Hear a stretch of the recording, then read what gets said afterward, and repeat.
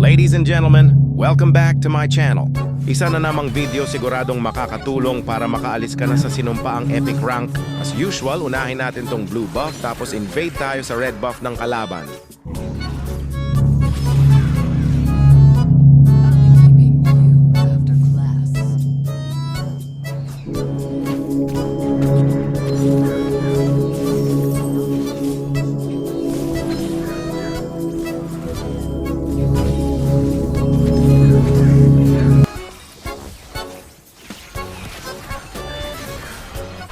Nakuha natin ang red buff ni Harley at nakaisa pa sa mga kalaban.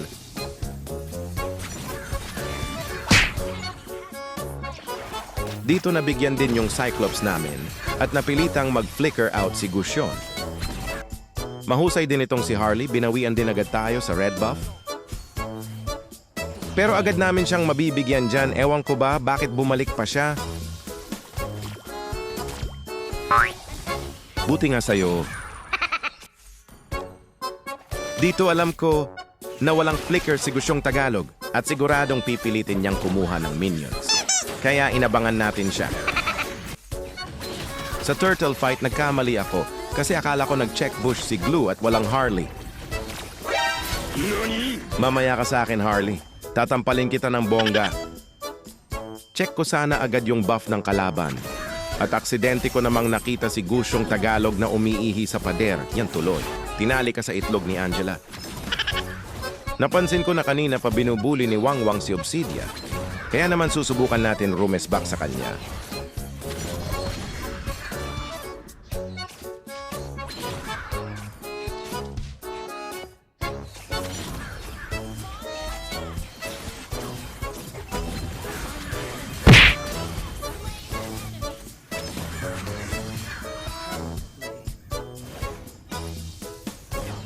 Dito natampal si Obsidia. Di niya alam crush pala siya ni Gusyong Tagalog. Plano ko sanang abangan si Harley kasi may turtle. Pero muntikan pa akong madali dito. Oh no!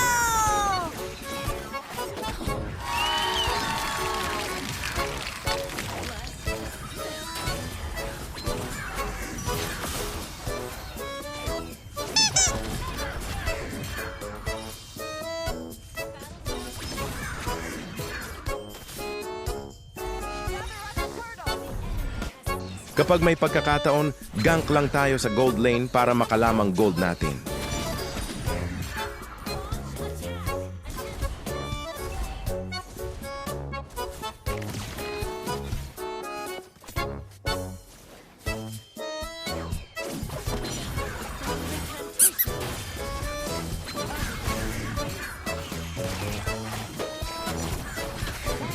Dito na miscalculate ko ang damage ni Gusion kaya natipok ako. Pero kaibigan ko si SpongeBob at pinaghiganti ako. Kaya bigyan natin ng beat.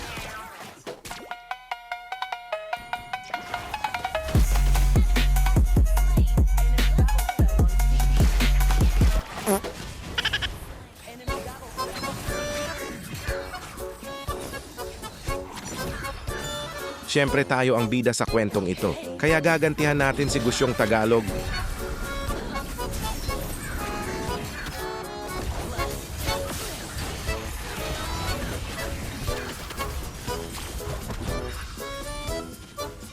Ladies and gentlemen, ganito ka-scary si Alice lalo na kapag may nakasanib na Angela.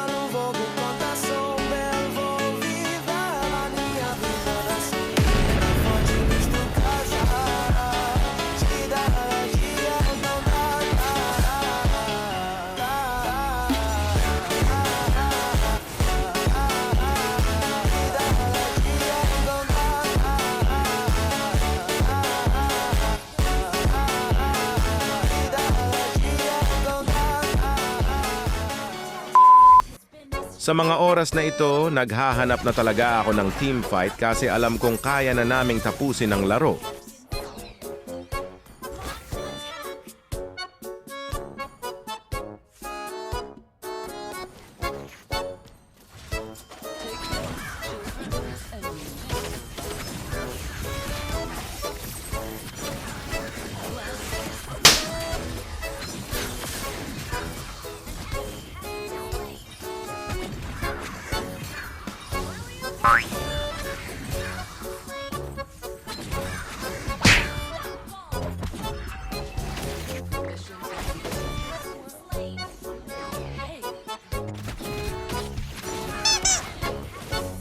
Napansin ko na medyo tumataas ang ping ko.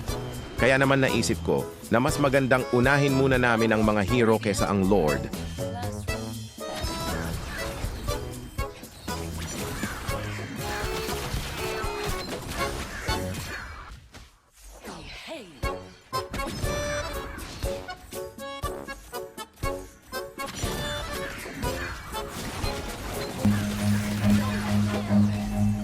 Run.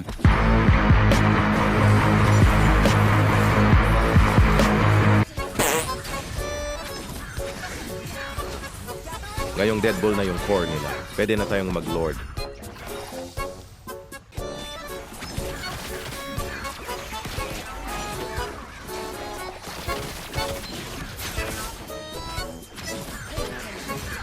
After nating makuha yung Lord, tapusin na natin ang laban kasi nakakaantok sila.